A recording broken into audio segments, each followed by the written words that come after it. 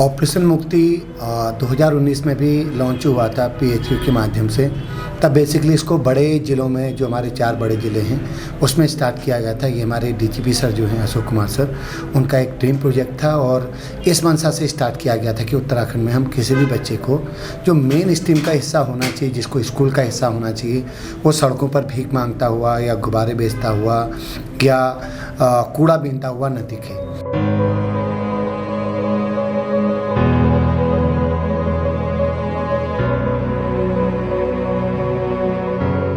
2019 की बहुत अच्छी फाइंडिंग थी। बीच में लॉकडाउन की फेज की वजह से वो हम प्रॉपर्ली उसको परस्यू नहीं कर पाए। तो अभी कुंभ के मद्देनज़र इसको एक बड़ा प्लेटफॉर्म देने के लिए, ताकि हमारे इस मिशन की मोटो को इंटरनेशनल लेवल का कवरेज मिले, लोग उस बात को समझें कि पुलिस डिपार्टमेंट इस मंशा के साथ इस ऑपरेशन को ऑप्ट किया है। जो बैगिंग है वो कहीं ना कहीं बाद में क्राइम का एक पौध तैयार करती है। तो बेसिकली ऑपरेशन मुक्ति में 3 फेज पे काम शुरू होना था। 3 फेज में ये था कि फर्स्ट फेज में जो टीमें थी, एक दरोगा के नेतृत्व में, एक एसआई के नेतृत्व में 4-5 लोगों की टीम सिविल क्लॉथ में जा कर के उन इलाकों में ऑब्जर्वेशन करेगी जहाँ इस टाइप के बच्चों की प्रॉब्लमें हैं। वो चौराहे हो सकते हैं, वो स्लम एरियाज हो सकते हैं, वो रेलवे स्टेशन, बस स्टेशन, ऐसे पॉइंट पे जाके सर्वे किया। तो इस सर्वे में अभी देहरादून की मैं बात करूं तो 4 टीमों ने, जो हमारी सर्वे से फाइंडिंग आई, 480 बच्चे ऐसे हैं जिनको इस ऑपरेशन मुक्ति के तहत ट्रीटमेंट की ज़रूरत है। और इसमें से 123 बच्चे ऐसे हैं जो बिलो 10 एज के हैं और जिन्होंने अभी तक स्कूल देखा ही नहीं है। तो हमारी टीम का ऑब्जर्वेशन ये बताता है कि इन बच्चों पे हमने क्या ट्रीटमेंट करना है। जैसे 123 बच्चों को स्कूल भेजना है, बाकी बच्चों की फैमिली कंडीशन कैसी है, उनको क्या बैकअप चाहिए। तो 15 डेज का जो हमारा वो था अचीवमेंट था, वो ये था कि हमने अपने ऑब्जर्वेशन फेज में 480 बच्चे चुने। उसके बाद जो अगला फेज था, जो 16 मार्च से 31 मार्च तक का था, इसमें हमने लोगों को अवेयर करना था, रैलीज़ के माध्यम से, पम्पलेट के माध्यम से, फ्लैक्स, पोस्टर, हमारे चौराहों में पोस्टर लगे हैं। हम लोगों से अपील कर रहे हैं क्योंकि बैगिंग जो प्रॉब्लम है, बैगिंग 2 साइडेड प्रॉब्लम है। डिमांड सेक्टर, जो बच्चा मांग रहा है, क्यों मांग रहा है, इस पे हमने काम करना था। और दूसरा सप्लाई सेक्टर, जो बैगिंग को कहीं ना कहीं फ्लोरिश कर रहा है, उसको पाल पोस रहा है। हम एज ए सोसाइटी मेंबर किसी न किसी बहाने, दान पुण्य, दया भाव के बहाने क्राइम को पाल पोस रहे हैं। तो हमने दूसरा जो जोन था, अवेयरनेस वाला जोन, उसमें हमने बेसिकली सप्लाई सेक्टर पे काम किया। हमारा मकसद था कि लोगों तक हम इस बात को पहुँचाएं कि भीख दे करके हम कहीं ना कहीं इस बड़ी सोशल प्रॉब्लम को बनाए रखने में मददगार हो रहे हैं। तो इसके लिए हमने स्कूलों में जा कर के बात करी। आज आपके साथ हमने एक बीएड कॉलेज था, वहाँ करीब 150 बच्चियों से बात करी है।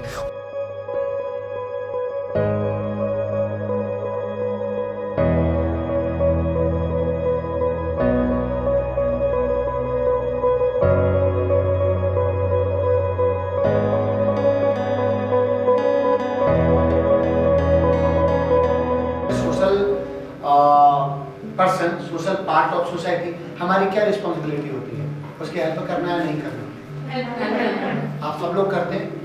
कितने लोगों ने ऐसे में हेल्प करी, हाथ खड़ा करें। हम सामाजिक प्राणी हैं। अब उस बच्चे को रीड करना है, जिस बच्चे को आपने भीख दिया दया कि चलो इसको 10 रुपये दे दी, वो अगले आधे घंटे में 10 रुपये को खर्च कर चुका। वो कहीं पैसे पिएगा, फेंक देगा आदि, कहीं आइसक्रीम खाएगा। एक चतुरी टाइप की उनकी प्रवृत्ति हो जाती है, क्योंकि उनको उनसे अच्छा बात करने वाला कोई है ही नहीं। हमने अपनी जिम्मेदारी निभाई कि बच्चा भूखा है, 10 रुपये दे दिए, मैंने तो आज बहुत बढ़िया काम कर दिया। लेकिन बढ़िया काम में हमने कितना बड़ा पाप कर दिया, कितनी बड़ी प्रॉब्लम को हम खाद पानी दे के सींच रहे हैं, ये हमने सोचा है। उसने ऑर्डर किया, वो 400-500 रुपया पर डे का कमा रहा है। मैंने आपसे एक लाइन कही थी कि अगर एक मिडिल क्लास फैमिली, 4-5 लोगों की फैमिली 15,000 रुपये पर मंथ अर्न कर रही है, मेरा मानना है कि बहुत बिंदास अंदाज में नहीं, लेकिन एक एवरेज वे में अपनी लाइफ जी सकता है।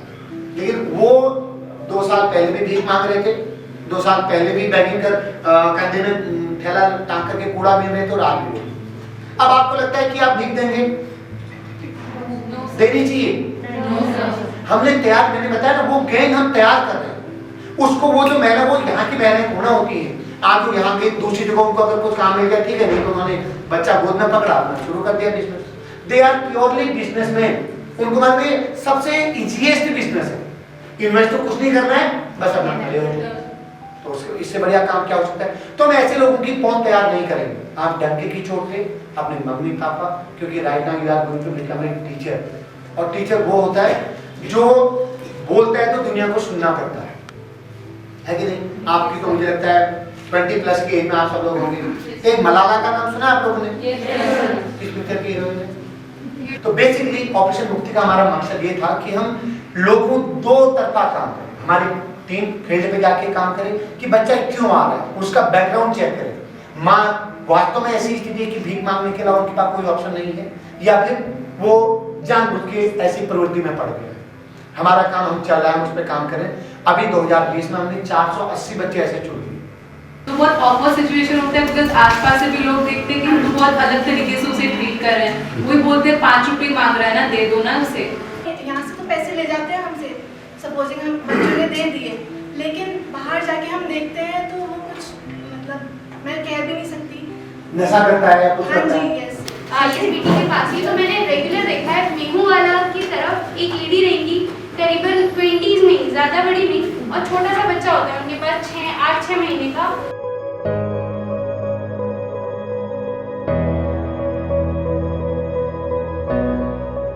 सर, ये जो इनिशिएटिव्स हमारे उत्तराखंड पुलिस ने लिया है ये काफ़ी अच्छा है, और एक्चुअली हम लोगों को इस बारे में सिंसियरली सोचना चाहिए, क्योंकि हम लोग जो भी कर रहे थे एज ए पुण्य कर रहे थे, बट एक्चुअल में वो सारी चीज़ें हमारी उससे गलत हो रही थी, उससे इम्पैक्ट गलत जा रहा था। तो हमें ये सप्लाई चेन ब्रेक करनी चाहिए। तो ये काफ़ी अच्छा इनिशिएटिव है, और अगर हमें उन्हें एक्चुअल मायने में अगर हम उनकी हेल्प करनी है तो हमें उनको गवर्नमेंट स्कूल्स में उनका एडमिट कराना चाहिए, ताकि उनके आगे फ्यूचर अच्छा हो जाए। इसको इस तरीके से फॉलो करेंगे कि जो बच्चे हैं उनको पैसा ना देकर शिक्षा देने की कोशिश करें, मतलब उनका स्कूल चाहे गवर्नमेंट स्कूल में कराएं, स्कूल में उनका एडमिशन कराएं जहाँ बहुत मिनिमम फ़ीस होती है, और साथ में उन्हें स्कॉलरशिप भी मिलेगी, तो फिर आगे अपनी एजुकेशन को भी परस्यू कर पाएंगे। आज जो भी सर ने बताया, जितना भी हमें पता चला, हमें पहले वैसे तो इतना पता भी नहीं था कि आज के टाइम पे मतलब ये सब भी होता है, इसके मिसयूजेस भी होते हैं, लेकिन हमें ऐसा लगता था कि हाँ हमें इन्हें एजुकेशन देनी चाहिए, और सर के माध्यम से हमें ये पता चला कि इनको हमारी बहुत ज़रूरत है, हमें इनको एजुकेशन देनी चाहिए और हमें इस चीज़ में काम करना चाहिए बहुत। सर्वे चौक पे देखा है और करणपुर मार्केट में देखा है, जो छोटे छोटे बच्चे हैं वो बेगिंग करते हैं, और उनकी मदर्स भी होती हैं, कुछ मदर्स भी हैं जो बेगिंग करती हैं, और लेकिन वो अपने बच्चों को स्कूल भी भेजती हैं। लेकिन ये सब चीज़ें बंद होनी चाहिए, उनको एक प्रॉपर स्कूलिंग की ज़रूरत है, जो कि हमारी गवर्नमेंट प्रोवाइड तो करती है, लेकिन उन तक पहुंच नहीं पाती। तो हमें ही इनिशिएटिव लेना पड़ेगा कि हम उन तक पहुंच जाएं। अगर वो नहीं पहुंच पा रहे तो हमें उन तक पहुंचना पड़ेगा। मेरा अपना भी ये सोच है कि कोई भी विचार तभी हम वो साकार रूप ले पाता है जब हम उसके लिए दृढ़ संकल्प हो जाते हैं, जिसके लिए छात्राओं को आज अवेयर किया गया है कि आप दृढ़ संकल्पित हों। श्री शेखर सयाल जी सीओ साहब ने छात्राओं को कहा कि हर छात्रा के अंदर एक मलाला है, और जब तक वो मलाला जागेगी नहीं तब तक किसी भी समस्या का जो सामाजिक समस्याएं हैं हमारे बीच, उनका कोई समाधान नहीं हो सकता। इसलिए पहले हमें उस मलाला को जगाने की ज़रूरत है, ताकि पूरा विश्व उसकी आवाज़ को सुन सके। तो उन बच्चों ने संकल्प लिया, और मुझे लगता है वो बच्चे 150 बच्चे 150 परिवारों में अपनी बात बोलेंगे, 150 कस्बों में हमारी बात जाएगी। दूसरा माध्यम हमारा पम्पलेट, टीवी, सोशल मीडिया, इनके माध्यम से हम कर रहे हैं। रैलीज़ के माध्यम से हमने बात करी, हमने स्कूलों में जा कर के अपनी इस बात को पहुंचाया। तो मैं समझता हूँ ये जो सप्लाई सेक्टर, एक सेक्टर को अगर हम पूर्णतः बैन कर पाए तो ये प्रॉब्लम काफ़ी हद तक कम हो जाएगी, क्योंकि हमारा पैरेलल काम हो रहा है। अब हमारा अगला पेज, जो बैगिंग में जो लोग इन्वॉल्व हैं, अगर कोई माँ बाप ठीक ठाक होने के बाद, तंदुरुस्त होने के बाद भी बच्चे से भीख मंगवा रहे हैं, हम उनके खिलाफ कार्रवाई करेंगे। हम वो बच्चे जो हमारे बच्चे थे जिनको हमने ये कहा कि स्कूल नहीं जाते हैं, उनके लिए हमने शिक्षा विभाग से टाई अप करके उनको स्कूल में भिजवाना है। अगर किसी स्लम एरियाज में हमको लगता है कि वहाँ मेडिकल कैंप की या मेडिकली उनको ट्रीट करने की ज़रूरत है, उसके लिए हमारी हेल्थ डिपार्टमेंट से बात हो रही है। साथ ही साथ जो गवर्नमेंट की बहुत सारी स्कीमें चल रही हैं, बच्चे का अधिकार है स्कूल जाना, उसको हम उस ग्रुप तक पहुँचाएं कि नहीं आपके अधिकार हैं, बस आपको थोड़ा अवेयर होने की ज़रूरत है। हमने शिक्षा विभाग, साथ ही जो समाज कल्याण विभाग है उससे भी बात की, हमारी एक जॉइंट मीटिंग हो गई है, और सबकी मंशा है कि हाँ ऑपरेशन मुक्ति की तरह हम एक साथ इकट्ठा होकर के इस काम को अंजाम तक पहुँचाएंगे। तो बेसिकली 2021 का जो हमारा ऑपरेशन मुक्ति रिलॉन्च हुआ है, इसका मेन मकसद है कि हमारा बच्चा जो मेन स्ट्रीम का होना चाहिए वहीं पर रहे, वहाँ पर उसको लाना है। उसके लिए अब हम लोगों से अपील कर रहे हैं कि आप भीख न दें, आप उसको शिक्षा दें, भिक्षा नहीं शिक्षा। इसलिए ये हमारा मोटो है।